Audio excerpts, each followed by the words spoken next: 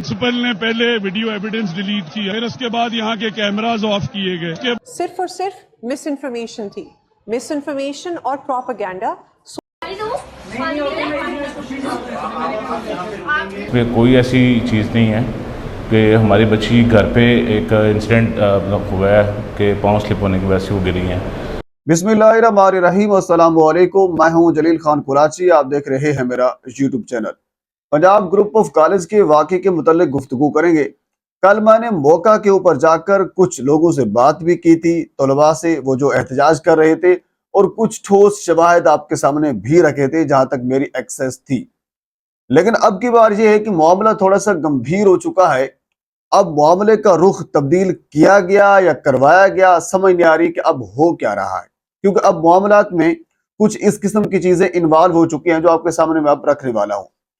कल का वाकया ये था कि मुबैना तौर पर इल्जाम ये था कि पंजाब ग्रुप ऑफ कॉलेज की जो बेसमेंट है, उस बेसमेंट के अंदर एक गार्ड और वैन ड्राइवर ने एक 17 साल बच्ची से ज्यादती की, और ज्यादती करने के बाद फिर, क्योंकि उस प्रिंसिपल साहिबा उस कॉलेज की थी, वो इसमें मुलव्वस थी, और उसके बाद फिर एक हस्पताल में उस बच्ची को मुंतकिल किया गया, और उस हस्पताल का इश्तराक भी पंजाब ग्रुप ऑफ कॉलेज के साथ है। यानी इनके अपनी जो हस्पताल है, हालांकि रास्ते में अगर बात की जाए तो जिना हस्पताल भी आती है वगैरह वगैरह, लेकिन वहां पे नहीं, अपने प्राइवेट हस्पताल में उसको मुंतकिल किया गया।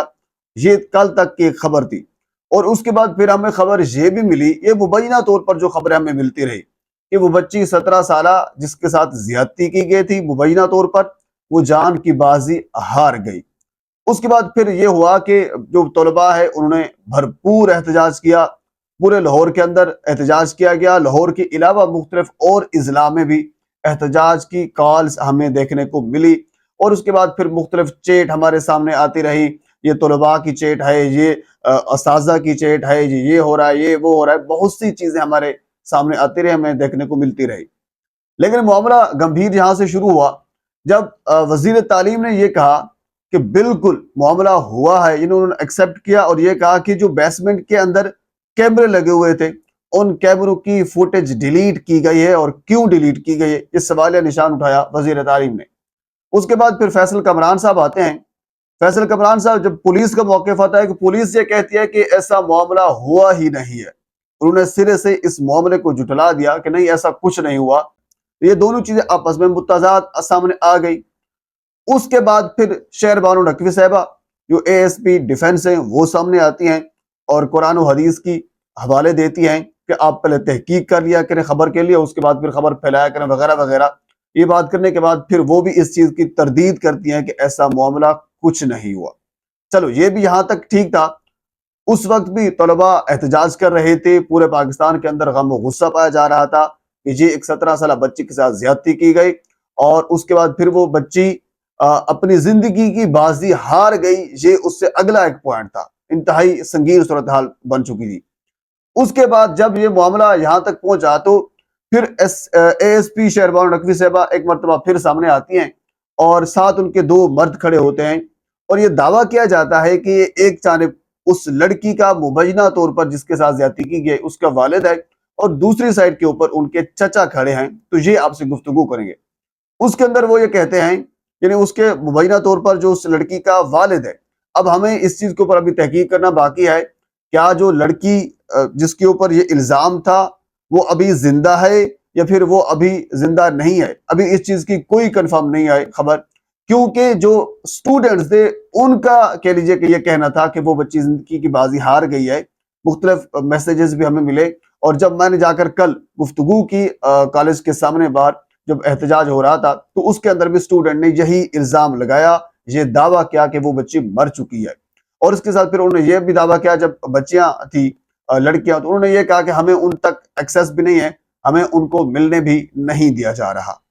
उसके बाद जब ये वाले साहब सामने आए, अब ये मुबैना तौर पर वाले साहब हैं। अब ये समझ नहीं आ रही कि क्या वाकईतन उस बच्ची के वालिद हैं, कि उन्होंने फेस के ऊपर मास्क लगाया हुआ था और ये वो दावा कर रहे थे कि मैं उस बच्ची का वालिद हूँ, मेरी बच्ची के साथ कुछ भी नहीं हुआ।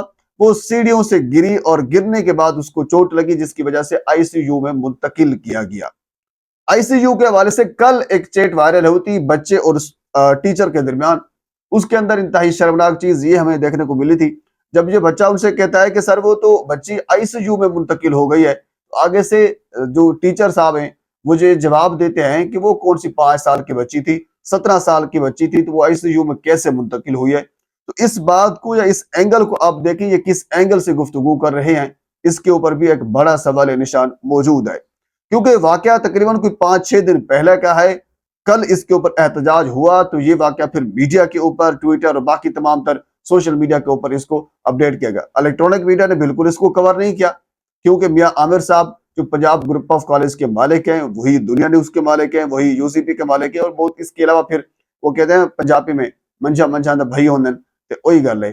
اب معاملہ یہاں تک پہنچا ہے کیونکہ جب وکٹم سامنے نہیں آ رہا، یعنی پتہ نہیں چل رہا کہ وکٹم زندہ ہے یا مر چکا ہے، وکٹم کے ساتھ زیادتی ہوئی ہے یا اس کے اوپر الزام ہے، اور دوسرا مین پوائنٹ کہ جب وکٹم خود آ کر، یعنی جب وکٹم کا والد آ گیا کہ مینس کہ وہ خود آ گیا اور وہ خود اس چیز کی تردید کر رہا ہے کہ ہمارے ساتھ کوئی اس قسم کا ناخوشگوار واقعہ نہیں ہوا، تو پھر سارے کے سارے جو پیچھے والے ثبوت ہیں وہ مٹ جاتے ہیں، پھر بات ختم ہو جاتی ہے. یعنی اب ذرا سی بات ہے، اگر قانونی حوالے سے میرے خیال میں بات کی جائے تو اس وقت پولیس جو ہے وہ جنگ جیت چکی ہے، طلباء اس وقت جنگ ہار چکے ہیں کیونکہ وکٹم اس وقت ان کے ساتھ کھڑا ہے اور وکٹم یہ دعویٰ کر رہا ہے. اگر آپ کوئی بھی پٹیشن عدالت کے اندر بھی دائر کر دیتے ہیں تو وہ سامنے پیش ہو جائیں کہ ہمارے ساتھ کچھ نہیں ہوا، تو بات پھر ساری ختم ہو جائے گی. پھر کاروائی کیسے ہوگی، FIR کیسے ہوگی. اچھا، اس کے علاوہ ایک اور مین پوائنٹ بھی سامنے آیا تھا کیونکہ یہ معاملے میں بیسیکلی کھلبلی بچی ہوئی ہے. کل ہمیں یہ کہا گیا تھا کہ وہ اون نامی جو گارڈ ہے جس نے مبینہ طور پر زیادتی کی ہے اس کو گرفتار کر لیا گیا ہے. تو اس کو کیوں گرفتار کیا گیا ہے؟ اگر زیادتی نہیں ہوئی تو کیوں گرفتار کیا گیا ہے؟ اور اس کے بعد اگر اس کو گرفتار کیا ہے تو پھر اس کے اوپر FIR کیوں درج نہیں کی؟ پھر اس کے کیونکہ ظاہر سی بات ہے ہمارا کام ہوتا ہے روزانہ اس قسم کے معاملات سے ڈیل کرنا، تو اس کا میرے خیال میں پولیس کے پاس جواب یہی ہوگا، پولیس یہی جواب دے گی کیونکہ طلباء احتجاج کر رہے تھے، اس کی جان کو خطرہ تھا، اس کو مار بھی سکتے تھے، تو اس وجہ سے پولیس نے اس کو اپنی تحویل میں لے رکھا ہے. اس کے اوپر الزام ہے، انہوں نے کی نہیں ہے، تو اسی وجہ سے اس کے اوپر FIR بھی درج نہیں ہوئی. یہ پولیس کی جانب سے مبینہ طور پر جو مجھے لگتا ہے کیونکہ روزانہ کی بیس کے اوپر ہم بھی یہ کور کرتے ہیں، تو یہ بیان پولیس کا ہوگا اس گارڈ کے حوالے سے. باقی رہے گی بات گارڈ کے حوالے سے، اگر زیادتی کے حوالے سے گفتگو ہم کریں تو جہاں تک میری ایکسس سے اور جہاں تک میری چھٹی اس کام کرتی ہے، اگر خدا نہ خواستہ یہ واقعہ ہوا اور بچی کے ساتھ زیادتی ہوئی ہے تو پھر گارڈ نے نہیں کی، سوال ہی پتہ نہیں ہوتا. میں آپ کو لکھ کے دینے کے لیے تیار ہوں کہ یہ گارڈ نے زیادتی نہیں کی ہوگی، پھر اس میں کوئی اور ملوث ہوگا. پرنسپل صاحبہ اور پورا کالج، پوری انتظامیہ، پوری پنجاب پولیس، پوری پنجاب حکومت اگر ڈیفنس کر رہی ہے، دفاع کر رہی ہے، تو پھر اس میں کوئی اور ملوث ہوگا. گارڈ گوڈ کو کچھ نہیں چکر، گارڈ کو تو چھتر مار کے پہلے دن ہی اب اس کو اندر کر لیتے، اور آج آپ سنتے کہ عدالت کے اندر سے آرڈر بھی آ جاتا اور اس کو پھانسی کی سزا بھی ہو جاتی، لیکن ایسا کچھ نہیں ہو رہا. اگر خدا نہ خواستہ اس بچی کے ساتھ ہوا ہے تو پھر گارڈ نے نہیں کی، پھر کسی اور نے کی ہوگی. بہرحال ابھی تک معاملے میں کھلبلی مچی ہوئی ہے، ابھی تک کوئی واضح اس کیس کا رخ ہمیں نہیں مل رہا. جو ہی اس کیس کے حوالے سے مزید ڈیولپمنٹ سامنے آتی ہے، کیونکہ آج جو مزید چیزیں سامنے آئیں گی وہ آپ کے سامنے میں ضرور شیئر کروں گا.